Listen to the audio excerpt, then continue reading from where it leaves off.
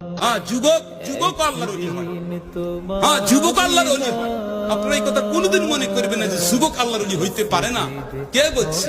মরণের যেমন কোনো বয়স নাই, আল্লাহ ওয়ালারও কোনো বয়স নাই, যুবক আল্লাহ ওয়ালা হইতে পারে। কথা কোন ঠিক কিনা? আমরা ইনশাআল্লাহ প্রতিটা ক্ষেত্রে জীবন দিয়ে হলো রাসূলকে ভালোবাসবো। কথা কোন রাজি আছেন তো? ভালোবাসার নাম কি কোন?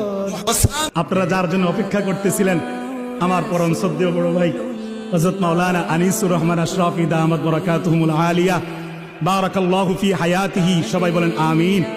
আল্লাহ তাআলা ভাইয়ের হায়াতের মধ্যে বরকত দান করুক। সবাই বলেন আমিন। উনি এসে গিয়েছেন, আমি আর আমার কথা এখানেই শেষ করলাম। আমার শেষ কথা একটাই, আমি গুনাহগার। আপনাদেরকে শুধু এটাই বললাম, বড়দের থেকে এটাই শেখার চেষ্টা করতেছি। নিজেও এখনো পুরোপুরি আয়ত্ত করতে পারি নাই।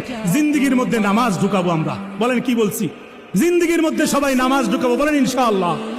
হ্যাঁ, জিন্দেগির মধ্যে নামাজ যদি সুন্দরভাবে ঢুকে যায়, বাকি অন্যায় আল্লাহ তাআলার পক্ষ থেকে যেই আয়াত বলছিলাম, ইন্নাস সালাতা তানহা আনিল ফাহশাই ওয়াল মুনকার, নামাজ আমাদেরকে অন্যায় অশ্লীল থেকে বাঁচায়া রাখবে। জিন্দেগির মধ্যে নামাজ সাজান, বাকি জিনিস আল্লাহ রহমত করে দয়া করে আল্লাহ এমনিতেই ঠিক করে দিবে। আর দিনদার ওলামায়ে কেরামের সাথে আসা যাওয়া সম্পর্ক, তাদের বয়ান শুনেন, দেখবেন আল্লাহ তাআলা আরো বেশি দিলকে পাল্টায়ে দিবে। ইয়া আইয়ুহাল্লাযীনা আমানুত্তাকুল্লাহ ওয়া কুনু মাআস সাদিকিন। আমার প্রিয় ছোট ভাই হাফেজ মাওলানা আতিকুর রহমান আশরাফ, আমি আইসাই শুনতেছি, বলতেছে এইমাত্র সে বলছে এটা আপনাদের কাছে। আমি আবার বললাম, ছেলেরা ভাইয়া, একটা ছেলে মোবাইল হাতে ধইরা ভিডিও বা রেকর্ড করবা না, আমি নিষেধ করলাম। আর একটা মোবাইলও ধরে রাখবে, আমি নাই তো উঠাই দেবো তোমার দোস্ত, তুমি উঠে যাইতে হবে এখান থেকে। এরপরে ধমক দিলে লজ্জা পাইবে।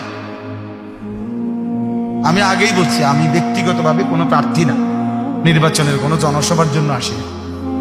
আমার একটা মার্কা আছে, সবাই একটু খেয়াল রাখেন না, কোনো মার্কা নেই। কথা বুঝছেন কিনা? আমি কোনো প্রার্থী না, এটা কোনো নির্বাচনী জনসভা।